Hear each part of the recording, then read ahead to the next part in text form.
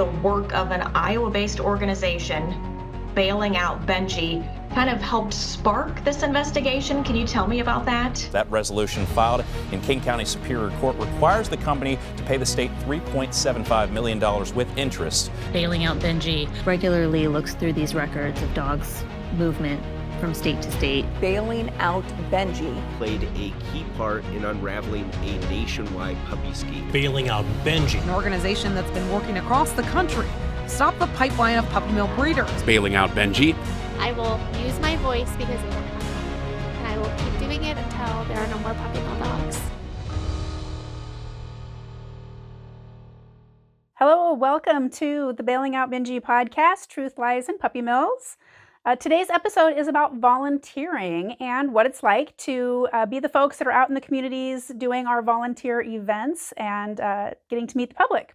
Yeah, we've said it over and over again, but our grassroots reach is what really influences our work, as well as the data, right? Being able to be boots on the ground, talking to the people who are buying puppies is so important. And our volunteers are like the pulse for us. They tell us what's happening all over the country. Jalaine, do you want to tell us who's going to be on the episode? Yeah, we're going to hear from our volunteer, Lauren, who lives in Colorado. She's going to be talking a little bit about peaceful protesting and the conversations that she's had with some folks while protesting and some things that she's found helpful. And then we'll also hear from Melissa and Rachel from Wisconsin. They're going to talk a little bit about tabling events and the different conversations they have with folks there and how our resources help them out. Well, while we're talking resources, something that as the research analyst for Bailing Out Benji, I'm able to give our volunteers helpful resources before they go out to certain events. And it may look a little bit different depending on what type of event they're doing. So if our volunteers are doing a tabling event, then it's probably like the general facts about their states and the pet stores and how many puppies they're being imported, or any state laws or rules that they should know about and discuss maybe with the public. And then if someone's doing a protest, that's a little bit more of a focused information. It's specifically information about the pet store, anything noteworthy, how many puppies are they importing, did they import any puppies with medical issues that we saw on CBIs, or just anything noteworthy about that pet store that might be helpful while our volunteers are protesting. We try to give that to them and make sure that they're well equipped for any event that they're going to. All right, well, that is fascinating. I cannot wait to hear what our volunteers have to say on the episode today. So let's get into it. Lauren, you feel good? You ready to go? Oh yeah, I'm always ready to talk. Especially when it's about puppy mills. Right. That's the good way. I think that's the perfect intro. Truthfully. Because that's the perfect, I mean, Lauren, we're so happy to have you on our team. You're the perfect personality to be out there talking to people because you want to be talking to people.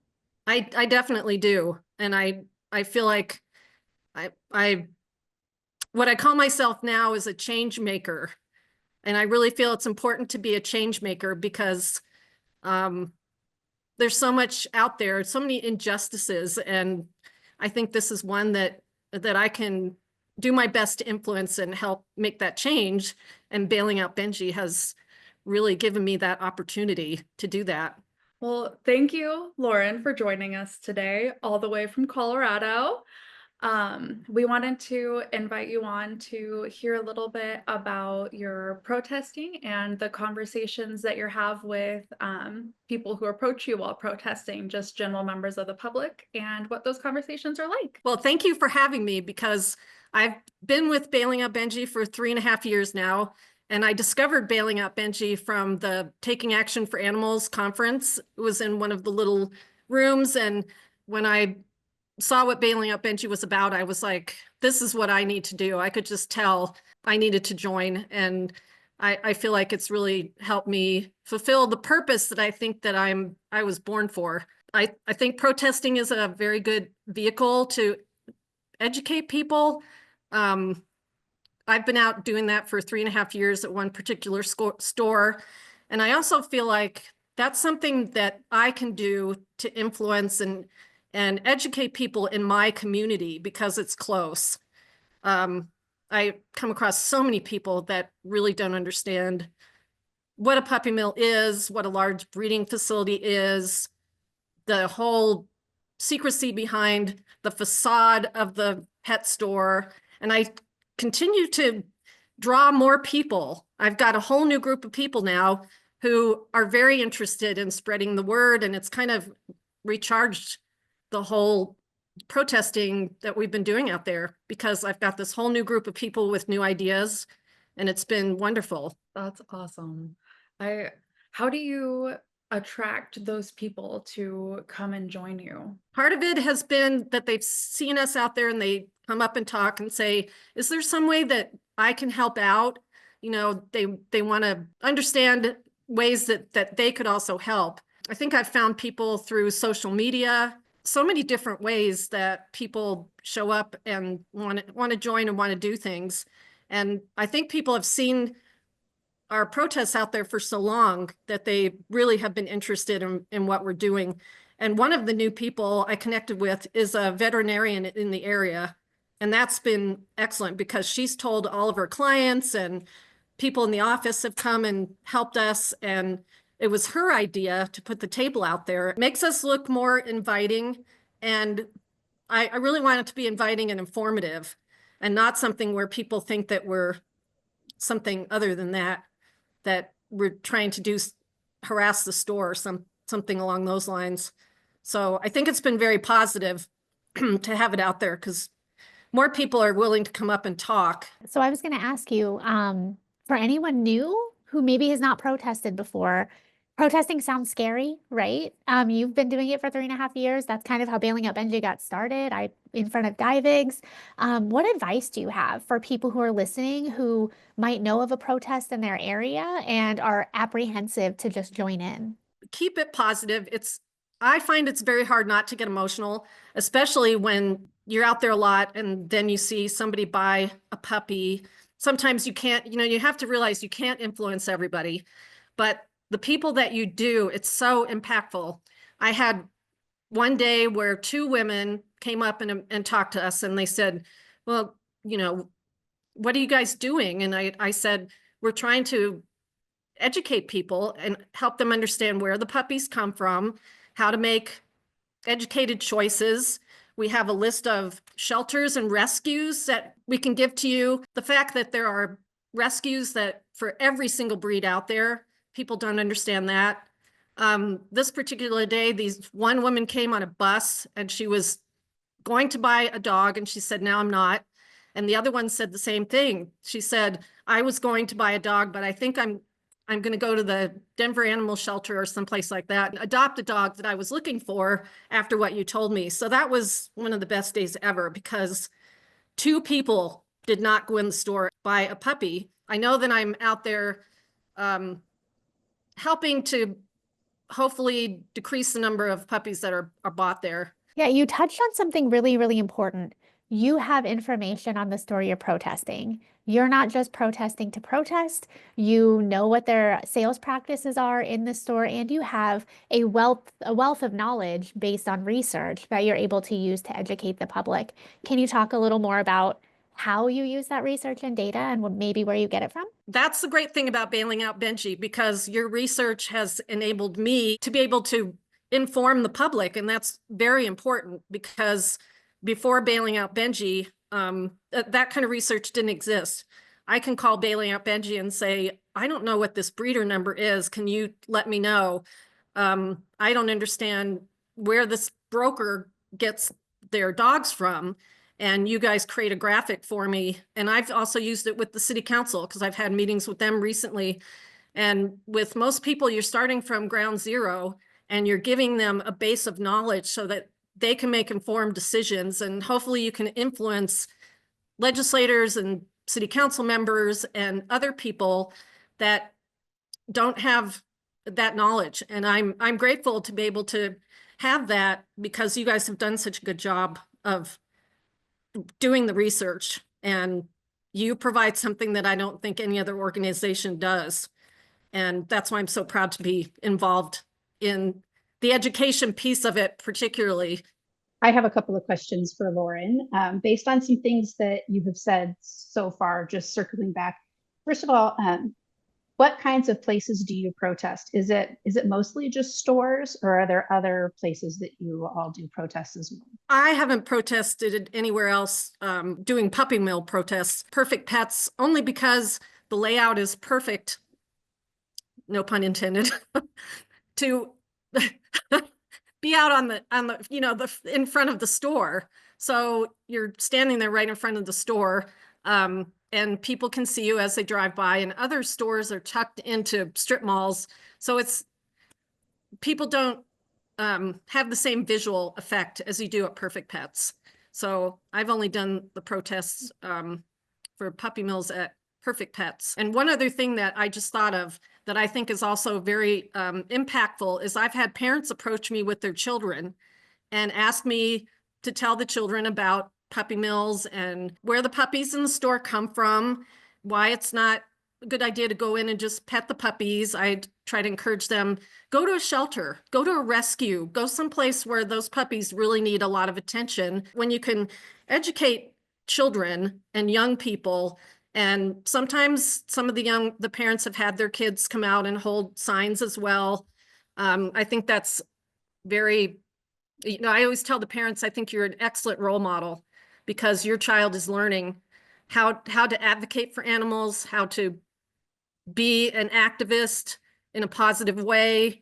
Those kind of things are so important that I wish I had known that when my kids were little, but I didn't have that kind of knowledge. I have all the signs that I need. I have all the information that I need. I don't have to reinvent the wheel, to try to get that was so great when Thomas and I started to have all the supplies available. Mm-hmm. It's made it so easy. Shout out to Thomas, who's now in Iowa and missing you also a lot, Lauren. I'm missing him. But to add on to Kristen's question, the only other protests that I've kind of seen in this space, we've seen some people host rallies at capitals, whether it's like a Puppy Mill Awareness Day type rally, or they're, protesting or trying to raise awareness about a specific bill. And then we also saw some advocates in Illinois who were trying to work on their statewide pet store bill. They were so frustrated that the bill was getting caught up in a committee that they went right down to that senator's office. And they protested and raised awareness outside of the office to say, bring this to a vote. You're letting it die into committee. You have constituents right here that want this brought up for a vote. And so there are other ways to protest puppy mills. We don't necessarily organize those kinds of protests. You typically see our pet store protests more, but we have seen that in the advocacy space. I'm glad you said that, because if anything comes up in Colorado where there's a statewide bill that comes forward, I would definitely be there. I would definitely do it. You point out too that we don't organize these protests. This is not our local team reaching out to Lauren saying, hey, we want you to go protest at this store. This is all led by our community-based volunteers. They decide what the need is in their area and then form a team to go out and do these protests. So I think that's an important point to make too, that we have these volunteers all over the country and they are the experts at their community and knowing what the needs are and what the opportunities are. And so it's a good point to make as well. Lauren, you mentioned setting up a table at your protest, which I think is something that when I think of a protest, I don't think of like, oh, there's an information table, which is a brilliant idea, especially when you're outside of a retail store like that and have people walking by. Can you talk a little bit about what is on the table? Like, what is the purpose of having the table there? To have the information materials there so that I can show them, like I said, the sourcing information. The other thing that's happened, which I didn't expect, is that people come up and give me donations. I was really surprised when a couple stopped and gave me $100 bill. I mean, that was so generous. And that's not what I expected, but I thought, well, that's another positive, because then, we can continue to have all the supplies and that kind of thing, because people are giving donations. So I never expected that to happen either. That was just one of the vet who has been volunteering with me suggested it. And I said, I think that's a great idea, because we really look more informative, not threatening, and more people will come up and approach. It's so nice to get new people with new ideas, because sometimes you just get feel like you run out of new ideas, and then people infuse your efforts with new ideas and new enthusiasm and new energy. And it's really great. People sometimes come and go when it comes to the protests, but it still continues to grow, and more people have joined, and it keeps me enthused also and inspired. And I love your creativity. I love that you're welcoming other people in and doing new things like having the tabling. And when you mentioned the donation, anytime our teams out at events get donations like that, that comes back to us. And like you said, we provide all the signs that you need for your tabling events. We provide tablecloths and all that information that goes on the table, and all of that costs money. So when folks see you out in the community and make those donations, that's really coming right back to your team to do more events. So it's really cool to see that cycle. There are so many good people out there. Sometimes you forget that, but there really are a lot of good people out there, and you just have to look for those, because when you're doing a protest and you get negativity from the store or something like that, or people going by, it's disheartening. But I try to keep in mind there are so many people out there that are just really good people that want to listen and want to learn, and that's what we're there for. That's exactly what we're there for. And I want to circle back again to the table, and just when you said you got that idea from someone else who was joining in the protests, I think that's a great example of the importance of working together in this space. Not one person's going to have the ideas for everything. It's all collaborative work. And I think especially what I love about our volunteers is when they do come together and collaborate with other people, the ideas to get the word out there just explode. And I'm always amazed at the new things I see our volunteers do. I think it's better when we all work together, no matter what animal group we're with, no matter what we're doing, that those of us in the animal community need to work together, because together we're better. And I think it's important to form coalitions. I've learned a lot about how to do that and get people involved, and because I can't do it by myself. I have to have other people involved to help. I can talk to a lot of people. That's my superpower, is talking. But it's just so important to have all kinds of people involved and have those coalitions, like I said. And it makes it so we're not existing in an echo chamber. So the more people we have involved, the more opinions and the more ideas, because we don't all think the same. And you mentioned having lots of other organizations involved. They have their own way of talking and they have their own beliefs.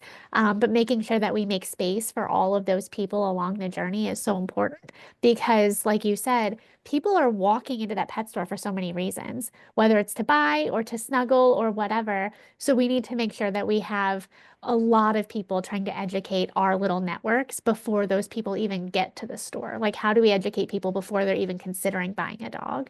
And that's why having all of those different voices talking about this regularly is so helpful. Thank you for being a part of our team and for being such a glowing example of the positivity that we try to encourage to join our team, right? We need that. It's not such an optimistic time all the time.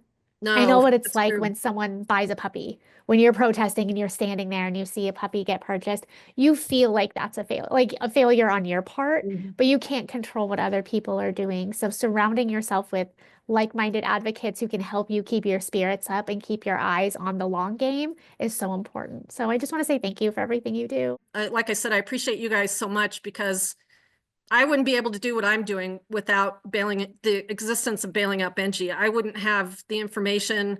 Like I said, for me, it's focusing on what can I do in my community, and how can I get other people to take action in their community, to do something that's positive and will help in the big picture with all the animals that need homes. And I appreciate you guys asking me to come and share what I've learned and share with other people, so that maybe they'll be inspired to do the same thing. Maybe they can get involved in their communities, because we can all do that in our own way. We're all heroes in our own way. We're all leaders in our own way. Amazingly helpful is Megan and her husband. I throw ideas off of her. She has been absolutely amazing to have in this effort in Centennial. So I have to do a shout out for her because she's really done a lot. I'm so grateful to have her. I'm so glad you said that because she tries to be so helpful here in Iowa. And I keep saying, like, we need you in Colorado. She is ready to go, and I'm so glad you have her. Thank you so much for joining us today, Lauren. It was really great to hear about your experiences, all the advice you offered, and to hear about the conversations you're having in your community. Thank you, thank you, thank you for joining us and for everything that you're doing in Colorado. So now we're going to hear a little bit from Rachel and Melissa from Wisconsin. They're going to talk about tabling events and some of the conversations they have with folks at those tabling events. Rachel, we'll start with you. How long have you been volunteering with Bailing Out Benji, and what kind of got you involved? I've been with Bailing Out Benji, I think, when was the Daniel Gingrich bus? Was that 2019? 2021. Since then, 2021. Oh, wow. Okay. So since then, because that's really, I remember when that came out and reading about it and seeing the name Bailing Out Benji, and I knew I was familiar, like I knew I had seen the name before, but didn't ever really look in depth into it. And that kind of made me really look into Bailing Out Benji. And then signed up to volunteer after that because it sounded like such a great organization to be a part of. Melissa, how about you? How long have you been with Bailing Out Benji, and what got you involved? It's been about 2 years now. I think the first event was actually the pet walk that Rachel and I did a couple of years ago. That was the first one that I did anyway. I would actually say traditional dog rescue kind of got me involved after fostering several dogs that were saved from puppy mills that were getting shut down, that kind of thing. Just the dogs themselves really kind of roped me in, I guess you could say, because they were so special. And then also one of the Wisconsin team leads was also a foster with a rescue that I was with at the time. And just seeing everything that she was doing really had me intrigued, and it just sounded amazing. And I mean, it really is. So she really kind of helped me. Thank you for fostering. That's such an important and helpful way to help dogs and help shelters and rescues. Shout out Peggy and Kristen, our Wisconsin team leads. They are amazing examples. So when you guys are out at these events like that pet walk, what do you typically do? What kind of conversations do you usually have with people? Yeah, so it could start from anything. If they have a pet with them, we might start talking about their pet, or one of us will sometimes bring a pet or a foster with us. They might start talking about that. They may approach the table and perhaps we greet them first, but a lot of times people will see the information that's out on the table, and we'll get stories about how they went to a puppy mill and they got a dog and they didn't know. And then they learned, oh my gosh, I went to a puppy mill.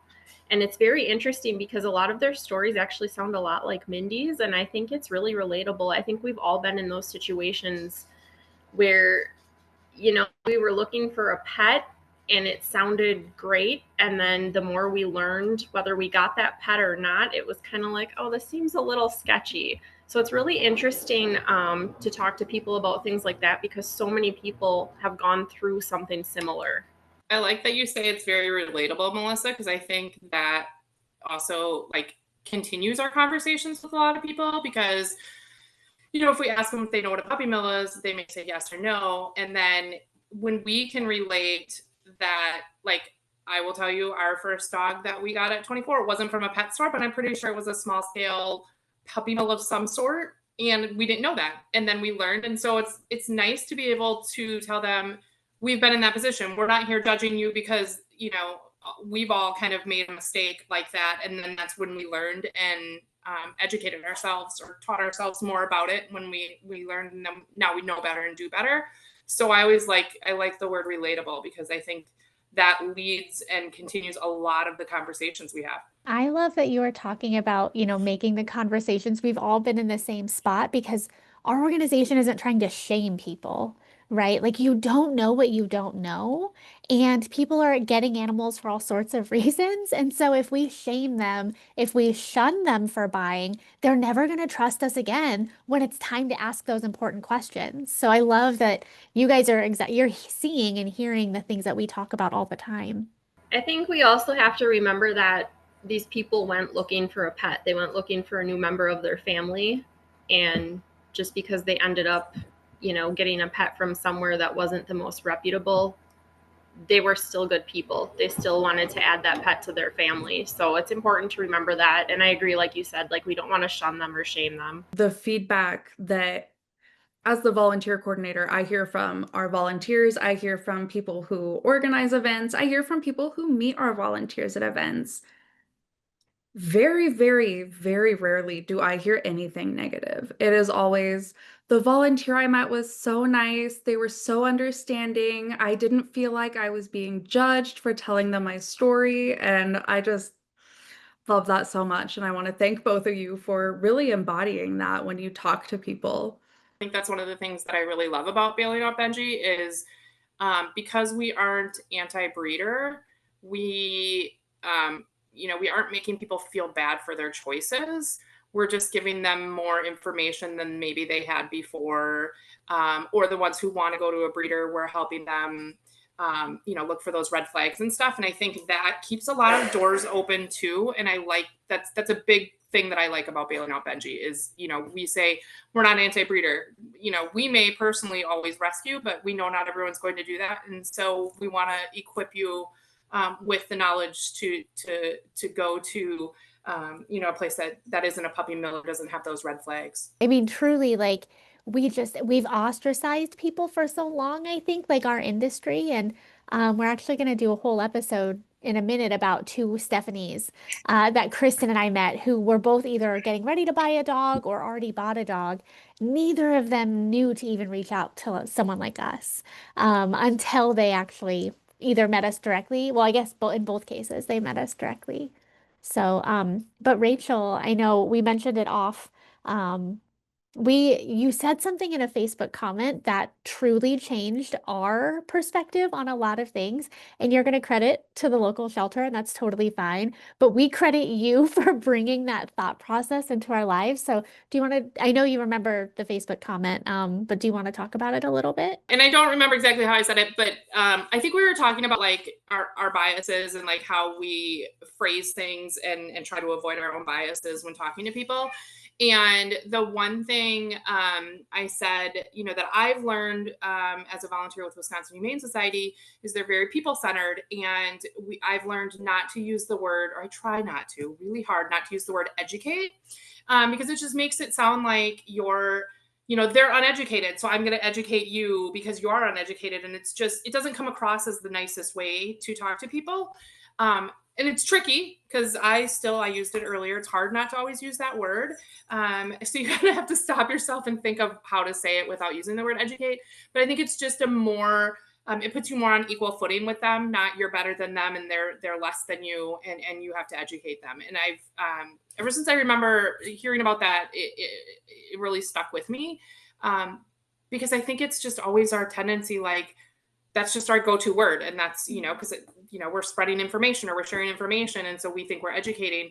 But if you take a step back and really think of how that already sets you on unequal footing to start off that conversation, it's more likely to turn them off of what you're trying to the information you're trying to share with them. It's almost like we generally educate the public, right? We're talking to the world, so we're educating the public, but we're having conversations with our neighbors. And we're sparking conversations in the community. Yes. And I think that is you're right. We're not trying to tell people that they don't know as much as we do. We're not trying to judge them or insert anything like that. So thank you. We talk about it literally once a week, probably at our office. I'm glad. I found it super inspirational to think that way. So I'm glad to share it. Melissa, should we share the story when we were talking about not judging and then also that we're not anti-breeder? Should we share the story? Sorry if you can hear my cats fighting in the background. Should we share the story of the Girls' Day Out last year and where we were set up? I had a feeling you were going to say that. Sure. So we did an event that we had done prior, and when I was pulling in, I got a text from Rachel that said, "Hey, just so you know, there is a Pomsky breeder a few tables down from us." So we did just kind of check in with our team leads and said, hey, this is what's going on. And at first we were a little, sorry. At first we were a little bit disappointed, but we did decide to do the event, and the amount of people that actually came to the table to talk to us and, you know, give us credit for sticking with the event, or, you know, just kind of eye it up like, wow, this is a little awkward. And, you know, it was just very interesting. We were respectful and they were respectful. I mean, there were no words exchanged or anything like that, but it was very interesting to hear people's perspectives on the situation. And again, we had people come over to us also and ask for information. You know, we didn't have any information on that specific breeder, but after kind of looking at what was on the table, you know, we saw some looks kind of, oh, maybe that's, you know, so it did turn out to be a nice event, no occurrences. You were able to like talk to the public and give them red flags and say, like, if you're going to buy from this breeder, here are the things we suggest doing. Yes, yeah, definitely. I mean, we shared the same information we would share every time and kind of let them connect the dots. Nothing specific was mentioned about that breeder, but I think people kind of realized, oh, mixing those breeds, that's interesting, you know. So I feel like people were able to connect the dots on their own with that situation just because of the information that we had at the table that was being provided. Yeah, it was really neat to see that. Like Melissa said, when we first found out, we were like, that's it, we're bailing. This is ridiculous. Like, why would they allow this, you know, what we would deem, you know, an unethical breeder? Why would they let them here? And they're 2 tables down from us. And, you know, on the flyer, they say they support rescue, but that's not really supporting rescue.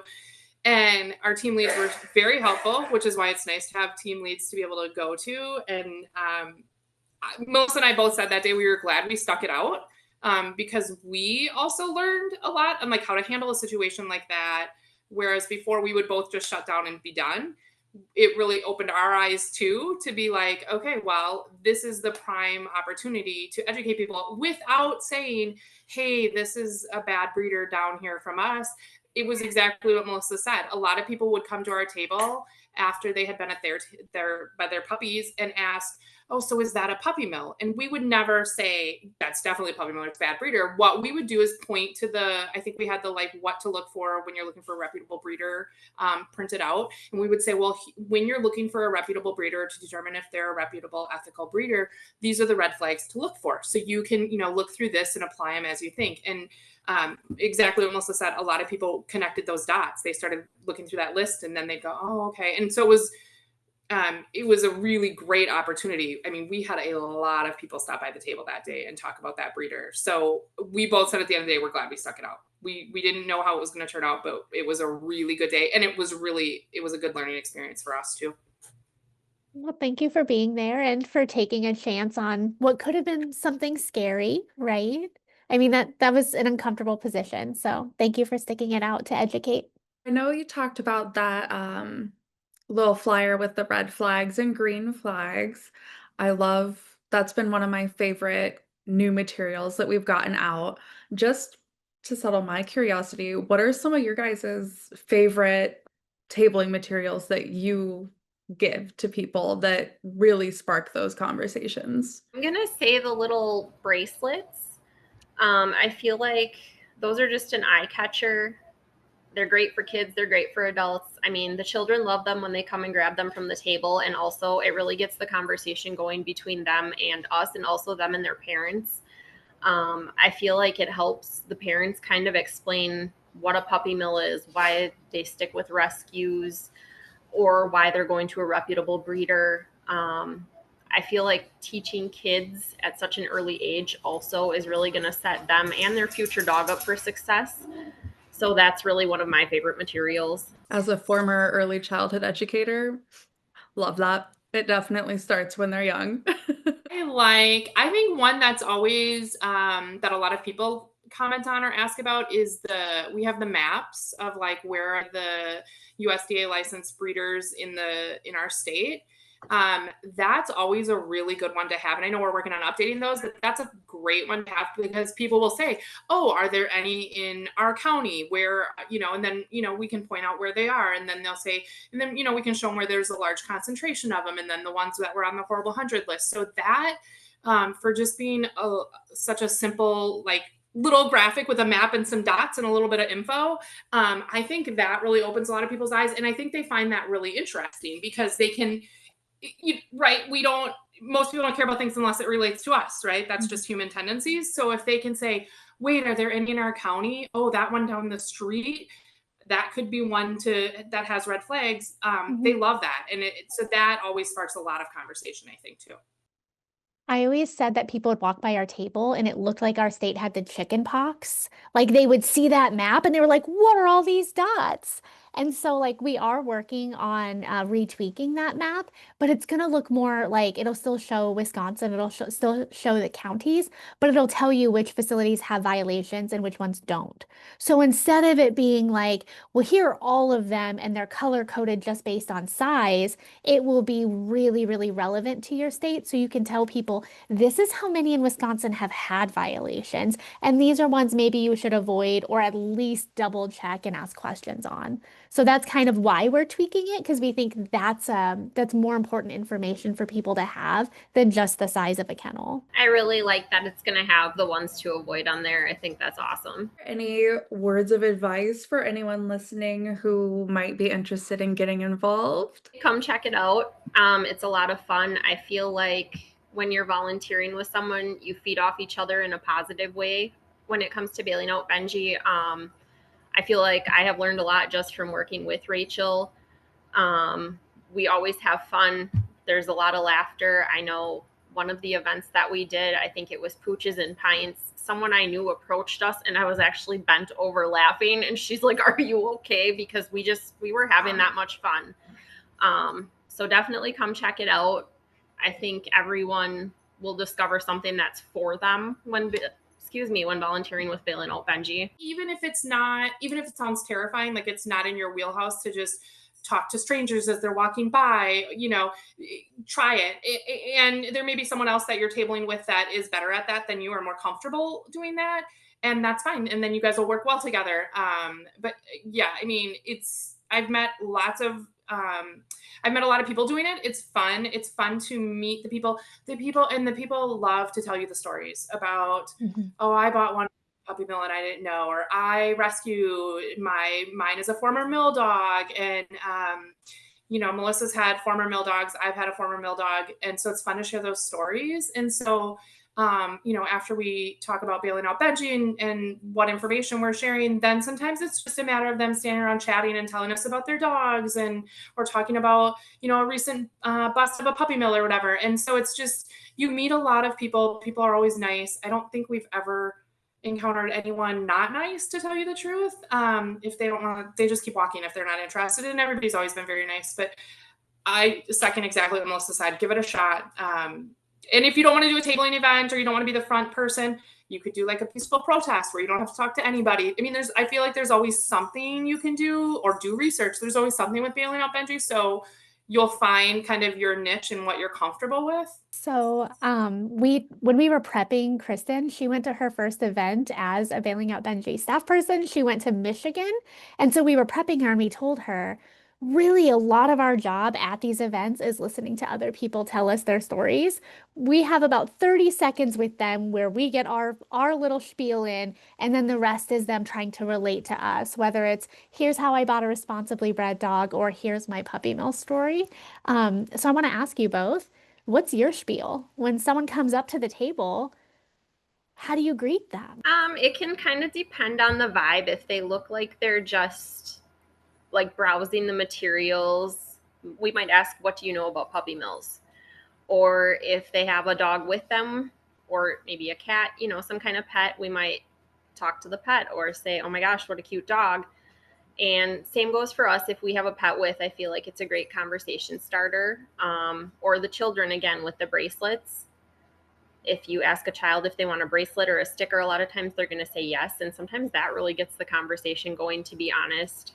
My favorite thing is if they're kind of just like walking, they're kind of it's a pet expo or something else, and they're kind of just walking by, and they'll like walk by, and as they're slowly maneuvering by, they read the tablecloth that says Bailing Out Benji, and you can see like their gears turning. And one of us will be like, "Oh, have you ever heard of Bailing Out Benji? Or are you familiar with Bailing Out Benji?" And that gets them a lot of times to stop and have a conversation. So sometimes just as simple as that, of just saying, "Have you heard of us? Or are you familiar with us?" Whereas before they were just going to read the name, they didn't recognize it and just walk on by. I like that because it just makes them stop and chat and, and then go from there. And it's exactly what you said, Mindy. A lot of it is just listening to them. Once you give them, a little bit of information, then they love to tell their stories, which I always enjoy. So, and I feel like they appreciate that. We're not trying to sell them anything. We're not trying to get them to sign up for anything. Give them a little spiel so they get the name out there, and then they get to tell us all about their animals, which we all love. I will say the slow creepers are my favorite because they're like, don't make eye contact, but like, I don't want them to say anything. It's truly like half the people that walk by our tables. They're like, okay, I don't want to buy it, but what is it? So it is so funny. And we all get it, right? Because we do that at the mall kiosks. We're like, go fast, don't talk to me. Yeah, and those are my favorite ones to stop. See, I'm not afraid to stop anybody. I wanted to circle back too about being like prepared for events and talking to people. We do have the FAQ sheets if people are kind of intimidated by tabling. Our research analyst, Alexis, comes up with these amazing, brilliant FAQ sheets that talk about the state, they talk about Bailing Out Benji, and even some USDA facts. So we try to make it easy for our volunteers to have these important conversations in their communities. Like when we sign up for an event, we'll send you, Jalaine, we're going to do this event. And then, if we need merch or whatever, we'll print out. If we need some of the sheets, we'll get them, but usually we have them. And so we just print them out and have copies to hand out. But then anything else we need, we're prepared and ready to go. So that's always really nice because we don't feel like we're scrambling. We always feel, I think, fully prepared for events with merchandise and things to put on the table and stuff. So that's always very helpful. We make little baggies of treats to put on the table. If it's like a pet event, people love that. Melissa did that. We buy the little goodie bags from the Dollar Tree and fill with treats. And that has become such a big thing that we try to remember to do it for every event because people love it. I have to credit our team leads for that one. That was like a Peggy and Kristen thing that kind of carried over. We're talking about doing like pup cups this summer because we're doing so many outdoor events. So we're like, buy some of the Dixie cups, make sure the whipped cream is safe, right? None of the bad sugar or anything, but then give the puppies a little whipped cream and a treat. And then like people can donate if they want. So that would be so much fun. Mm-hmm. Well, thank you, Rachel and Melissa, for joining us today and talking a little bit about events in Wisconsin. We want to give a shout out to the entire Wisconsin team. You guys are doing amazing work. Wisconsin was one of the states with the most events last year, so hoping to keep that going this year. If you want to keep up with where our Wisconsin team is, you can give them a follow on social media at Puppy Mill Free Wisconsin. And you can follow our main page at Bailing Out Benji, and we post about their events as well. Okay, but I love our volunteers so much. Like, this is one of my favorite episodes. I know, right? Everybody's laughing at me. No, seriously, I love hearing how impactful the work feels for them too. So it's not just us saying they're out there in the community. You can hear their passion and you can hear how intelligently they speak about this issue. So I love that we have a bunch of little experts across the country working on this. Yeah, no, it's always fun, and being behind the scenes, sometimes we don't get to see people while they're out, so it's great to hear this perspective, but it is also fun when we get to go out into the field, because we have been able to visit with some volunteers, like I got to visit with Lauren, but it's also great to hear her perspective this way, like hear what she thinks and what she's doing, because I'm not with Lauren all the time, but even those little snippets of time we get together, and then hearing her now, like it is great, and we're very proud of our volunteers and all that they do. And the fact that we're not a cult, right? Like we all say things differently and we don't necessarily we're not on the same part of the path. We're all on the same journey. We're working towards it, but we all have our own different beliefs. And so it's great how we can kind of wrap that into our conversations with the public. Yeah, and something that gets me with our volunteers too is I've worked in a lot of organizations where we've needed volunteers, and sometimes it feels like you're begging them to help, right?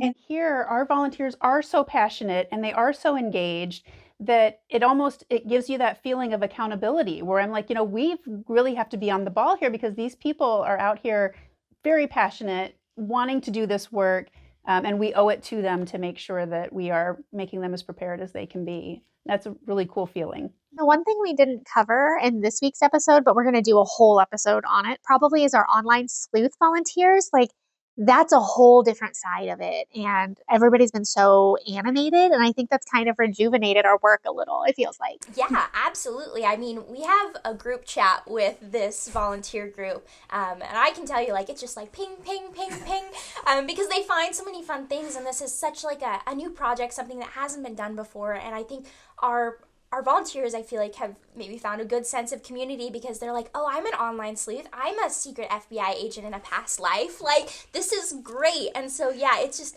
amazing to see them be so passionate. And another way for our volunteers to keep developing within our organization as we create new projects. It's just great that they get to go, like, grow alongside of us. And so I am very excited about that group. And I know that they're pretty excited to be able to still participate with Bailing Out Benji because sometimes they maybe can't do other events in their state, and then this just fits so perfectly in how they can volunteer with us. So yeah, I'm super proud of that group, super excited to continue to do these projects, and super excited about how passionate they always are. Yeah. So Jalaine, how can people who are listening get involved if they are passionate about Bailing Out Benji and ending puppy mills? If you're interested in getting involved with Bailing Out Benji, we do have a link to sign up on our website. We will link that in the episode description, or you're always welcome to email me at volunteer@bailingoutbenji.com. And I'll get you all set up and good to go. You do a great job of onboarding everybody and making sure they understand, like, our voice. You don't have to have all of the same beliefs as us, but it's just great. You do a good job of reaching out to everybody and onboarding them. So big thank you to our volunteers that make our organization what it is. Like, we're so happy to be along this ride with you guys. So yeah, we literally couldn't do what we do, have as big of an impact without all of our volunteers. So thank you. Thank you. And thank you, everybody, for listening. It's been another week of Truth, Lies, and Puppy Mills, and we're so happy to have you sitting with us. We'll talk to you again next week. Bye.